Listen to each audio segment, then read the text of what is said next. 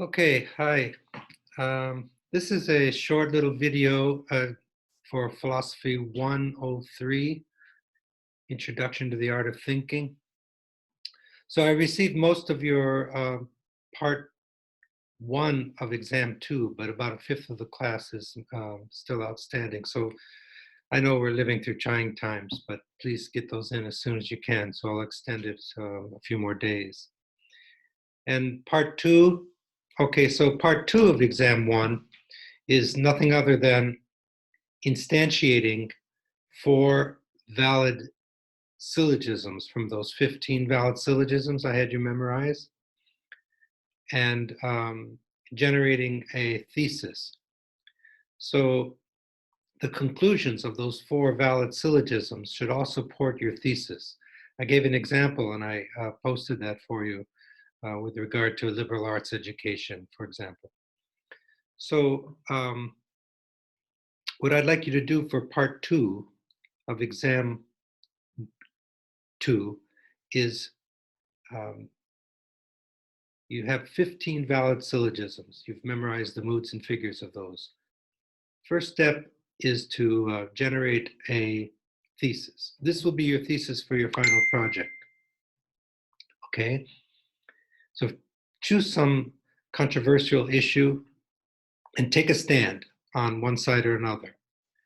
Whenever you're thinking about anything, it's good to be take a strong stand on something, but always remain open to change your position if reason tells you to do that. If your good judgment tells you to change, you don't ever want to lock into some kind of position without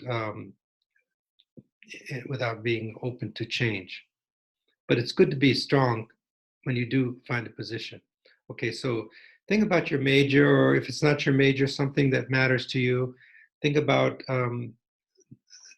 the two strongest positions that are opposing one another and take a stand on something. Perhaps something related to your major or something related to what's happening now, anything that moves you. Okay, so try to generate a thesis. Now, what I've learned in my writing and in my thinking, if you can make your thesis into one sentence, it's best because sentences have integrity if they're composed properly. And if you can make it into one sentence, then your thesis will have integrity. It will be just one thing you're saying. And then all the arguments that you generate are all supporting that one thesis. So think about that. And don't, give it some thought because this is going to be the thesis that you use for your final project. So in part two of exam two, I want you to make a thesis. And then I want you to actually compose four valid syllogisms that support that thesis. Okay. And there's a kind of formula you can follow, a kind of method that I've come up with. Take, there's four different moods for four different kinds of propositions, right? All S is P, that's called A from the word affirmo, the A from the word affirmo. No S is P, which is the E proposition from the word nego, I negate. Those are universal affirmative, that's the A proposition, and universal negative, that's the E proposition. And then we have some S is P, that's called an I proposition, as you know, from the word affirmo, they take the I from that. Some S is P. And remember, some can also be translated into most when we actually translate this into a speech. So when you're thinking, think some, most mean the same thing for right now, although they don't mean the same thing in language, but logistically speaking, they mean the same thing. And then the O proposition from nego, they took the O, some S is not P, where S and P mean subject and predicate terms. So you have make a thesis, or you take a stand on some issue, and then find a conclusion that supports that thesis and turn it into an A, an E, an I, or an O proposition. Now, the reason I had you memorize the 15 valid syllogisms, the moods and figures, is you look to the last letter of the mood. That's going to be your conclusion. So, for example, Barbara, AAA1, the A is the last, is the conclusion. First A is the major premise, second A is the minor premise, and the third A is the conclusion. Or if it ends in E or an I or an O. So you have these 15 valid syllogisms in your mind, or you can write them down if it's easier when you're generating it. But it's the more you have memorized, the more freedom it gives to creativity. That's why I had you memorize them. So what you do is make a proposition that supports your thesis and turn it into an A, an E, an I, or an O. So now you have your conclusion. And now you look to the list of the 15 valid, that's the first thing, okay? The first thing to do is to have a thesis. The second thing to do is to make a conclusion of a syllogism that supports that thesis. Turn it in, and then the next thing is turn it into an A, an E, an I, or an O proposition. Then go through the list of valid syllogisms, find the one that ends in the letter in the A, the E, the I, or the O. If it's let's just keep on using Barbara for an example, AAA1. So now you have all S S P, you have your conclusion. And of course, you have to instantiate S and P. Can't just say all S S P. You have to, what does S mean? What does P mean? Well, you know the middle terms have to be in a particular position in an AAA1. You know the positioning of the middle terms. So you know everything. If you have your conclusion and you know the structure of the syllogism, then you have everything but your middle term. So with Barbara, you have all S is P is your conclusion. You know that your major premise has to be all M is P. And then your minor premise has to be all S is M. So you know what P and S are. So you put those in, you know what your conclusion is. Now you just have to use your ingenuity, give it some thought. This is the part that takes some time, and try to find what is common to both the subject and predicate term. You have to generate a middle term. That's where the ingenuity comes in. Ingenuity is really at the heart of deductive reasoning if you're actually composing the argument and not just making a critical judgment about it. So that's what we're doing now. We're inventing arguments. So do that for 4 different syllogisms and choose 4 different moods and figures. 4 different syllogisms. Don't use just AAA1 for all of them. And you can choose from the first figure, second figure, third, or fourth figure, but make 4. And all 4 conclusions then will support your thesis. So that's part 2 of exam 1. Now, here's where we're going with all this. So if you have any questions, you can actually on Facebook, it's easier. You just have to put in the comments a question and I can just respond right there and everybody can see your question and the response. But if you want to do it through ECN, yeah, that's fine too. But if you have any questions about that, let me go over just one more time. I know because it's a little bit confusing. So you have a thesis, you find a conclusion, make it into an A, an E, an I, or an O, and then go to the 15 valid syllogisms, find the last letter of that mood. That's going to be your conclusion. And set everything up. You have your subject and predicate terms. You know where the middle terms are. Instantiate make your major premise then and your minor premise. Instantiate the P's and S's. You have everything but your middle term. Then take your time, go for a walk, give it some time, and generate that middle term. Once you have the middle term, you have your syllogism. Now, here's where we're going with that. What I'd like you to do is, and you don't have to do this for part 2 of exam 1. This is just for you to work on because it's going to be your final project. And by the way, you're all going to work alone on this. It's too hard to work together. Maybe it could be done, but it's just going to be easier if you just do both So for your final project, I'm going to ask you to take this structure that I'm helping you. Part 1 and part 2 of exam 2 are part of the structure of a speech that I'd like you to compose. And what I'd like you to do is take these 4 valid syllogisms in your thesis, and that will be part of the skeleton of your speech. So you're going to have a skeleton of your speech, and then you're going to have the actual body of your speech. The skeleton is going to be the logical structure of the speech. And it's going to be made up of these 4 syllogisms, all supporting a common thesis. And the structure is going to be made up of these 4 syllogisms. Now, here's the new part. I want you to take the conclusions of all 4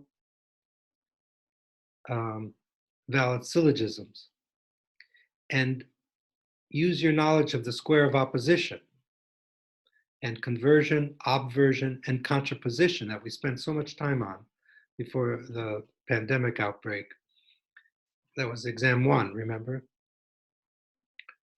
So I'd like you to take the conclusions of all 4 syllogisms and generate an immediate inference based on all those 4. So you're going to make, you can choose from contradiction, contraries, subcontraries, subalteration.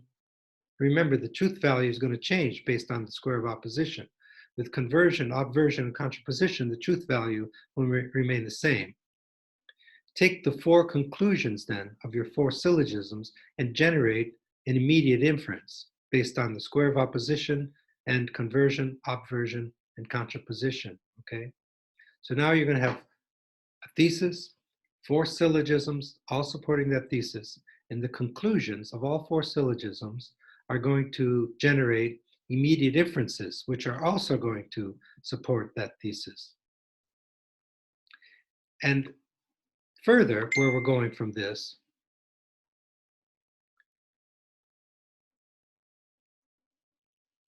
I'd like you to choose 2 elementary valid forms from symbolic logic that I had you memorize and instantiate those in such a way that they support your thesis. So you have 9 to choose from. Choose 2 of those, and those are going to be further support for your thesis. So basically what the skeleton of your final project will be a common thesis. There'll be 4 valid syllogisms that you've composed, instantiated, and the conclusions of all 4 syllogisms will generate an immediate inference. You can choose from all the different ones from the square of opposition and from conversion, obversion, contraposition. And then, so that's 8 things.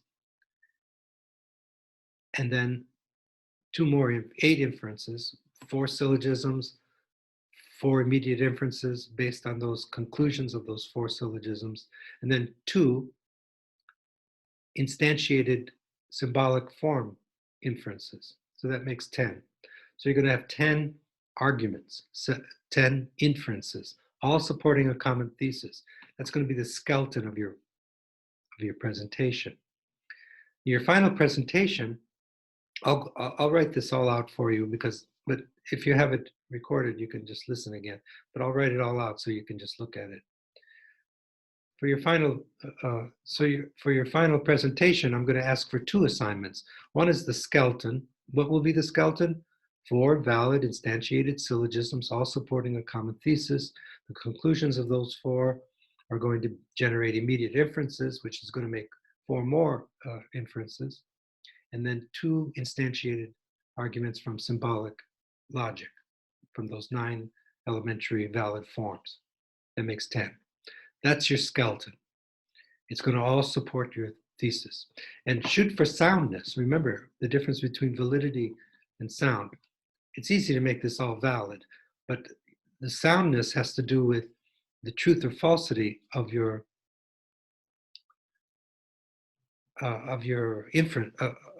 propositions. It's a little bit complicated. So what you want to do is make all your propositions be true. So that way, when you're done, remember, soundness means it's both valid and everything is true. So validity has to do with the reasoning process. But you want to shoot for soundness. You want to make sure that, or make an effort to make sure that all your propositions correspond to reality. Now, even a false proposition could be true. Like if I say, no politician is as good as a biologist in thinking about the coronavirus. That's a negative statement, but it's a true negative statement, right? So negative statements can be true. Truth or falsity has to do with whether or not the proposition corresponds to reality. Okay, so these are two different things. We talked about that. Validity has to do with the reasoning process. Truth and falsity has to do with whether or not what is meant in the proposition corresponds to reality. That's an empirical issue. So you just have to use your sound judgment, your basic knowledge, your good common sense, and depending on what discipline you're dealing with the experts in the field, with the consensus of experts in the field who make it their business to know about these things. You can check things on Google, at your disposal. You can check there are studies done in areas where you can see the consensus of experts and scientists, for example, or if it's not having to do with science, experts and researchers in the field. Not everybody, is as good as anyone else. It just takes this is where a liberal arts education and a foundation in understanding the world from a liberal arts education can help you. But I'm not going to be too concerned about that. Mostly I'm concerned about the structure and so that's going to be the skeleton, okay? The 4 valid syllogisms, the immediate differences based on those conclusions, and the instantiations of those 2 valid elementary arguments from symbolic logic. That's your skeleton. Now, where we're going to go from that, that's going to be part 1 of your final presentation. The second part is to actually write down a speech, and I'll let you know how long I think it should be in due time. I'm just giving you some heads up about where we're moving so you can start working on this. And you can see how I took the second exam and I used that to help you develop materials for your final presentation. Okay, so what I'd like you to do with that skeleton then is use chapter 7. Go back and reread chapter 7. And you can use knowledge from chapter 7 to translate that skeleton into an eloquent speech. Because if you just read it off the way it is, you sound like a cyborg. You sound like an automaton, like a machine. And no one's going to be persuaded by that. Remember, this is persuasive speech we're dealing with. So when you compose arguments, usually you're not trying to just persuade yourself, although that's part of it. That's thinking, but oftentimes we want to present that to the public or to some audience, and we want to persuade them. And when you're persuading someone, there's like 3 approaches. This takes us into the realm of classical rhetoric, but we didn't get into that in this class. For now, just use chapter 7. Now, what was chapter 7 of the logic book? It was how to translate from natural language or ordinary language into standard form, categorical syllogisms. So that way we can have them in a form where we can make a judgment whether or not they're valid or invalid. We use the Venn diagrams, the rules, the coin names, but they have to be in standard form before we can apply those techniques, right? So that's what chapter 7 was all about, how to translate from natural language into standard form. Now, if you invert that process, then you have a method of taking from standard form and translating it into natural language. And so the second part of your presentation will be to take this skeleton and to compose a body for that skeleton. And you're going to put it in eloquent speech. So, for example, you don't need to, one of the techniques from chapter 7 when you read someone's argument or listen to someone and you and you're trying to get it into standard form, into a syllogism, you try to find 3 terms. See if you can reduce it down to 3 terms. Now, that's not always the case, but maybe sometimes you can. And one method of doing that was to look for synonyms, right? Like being above the law is the same as doing whatever you want. Those mean the same thing. They have to be legitimate synonyms, right? So when you reverse that, so when you're going from natural language to standard form, you look for synonyms and you just take one of those words, and that way you can collapse 2 or more, and you're trying to get it down to 3. So you have a subject, a predicate, and a middle term. Well, you can reverse that process. Instead of using the same 3 terms over and over again, which becomes monotonous to a listener, you can use synonyms. And those synonyms that you use have nuances. They have subtle meanings and shades of meanings, like different colors. And so instead of saying some, S is B, whatever S's and P's are, you can say most, which makes it completely different, right? Most is stronger than some. If I say, some biologist and immunologist and virologist know more about the coronavirus than politicians, that's a lot weaker than saying most virologists know more about the coronavirus than politicians, right? So there are shades of meaning. And when we go from natural language to standard form, you lose a lot of the meaning of language. But what you gain in that is the logical structure of that, so you can make judgments about the correctness or incorrectness of the reasoning process. But we're going to go in the opposite direction. So once you have your skeleton, like I'm trying to help you to develop, then you want to use all the skills of language that you have, your linguistic skills. And to develop that, I found the 2 best ways, well, the theoretical way is the study of classical rhetoric. There's a wonderful book called Classical Rhetoric for the Modern Student, which synthesizes the whole history of classical rhetoric, makes it palatable for everyone. And then there's the actual primary text of the great thinkers, right? Aristotle, Plato, Demosthenes, there's this Cicero, there's a whole history of classical rhetoric. The other way is to listen and pay attention to style when you read and when you listen to people. Listen with 4 ears and read with 2 eyes. What that means is with 2 eyes, you're reading what's being said. With the other 2 eyes, you're reading how it's being said. Or with the metaphor about the ears, you're listening to the style. And you can emulate good style. That helps. But it's just a matter, it's a lifelong project to develop linguistic skills. But for now, I'm not going to worry too much about that. All I'm going to ask you to do is to reread chapter 7, learn those methods from going from ordinary language or natural language standard form, then reverse the process. So you're going to take your skeleton and use the inversion of chapter 7 to generate a body of your speech and let it flow. Okay. And when you present the body, you don't have to put the major premise first, minor premise second, conclusion last. All that has to be in place. Major premise, minor premise, conclusion, all that for your skeleton. But when you present it, you can scatter those things around. Just make it comfortable to the ear, make it persuasive. One last thing about classical rhetoric.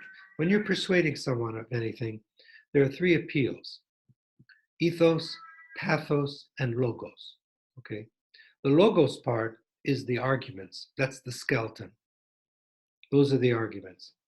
But there's 2 other elements that are equally important. In fact, Aristotle thinks ethos is the most important. Ethos has to do with your ethical constitution, or how you're being perceived by the audience. Are you being perceived as a man or a woman of your word, someone who possesses moral virtue, an ethical person. Ethos means your manner of being in the world. So that's the Aristotle thought that was the most important thing. Ethos. So what the ethos has to do with the audience recognizing that you know what you're talking about and that you practice what you preach and that you're a man or a woman of ethical uh, standing. That's ethos. Pathos is having the correct passion for the topic you're talking about. If you listen to Martin Luther King speaking his wonderful speech, "I Have a Dream," it's impassioned because it's very important. He's a black man standing for the civil rights movement and this horrible atrocity against black people. So it has deep passion involved. Or some of the speeches I heard in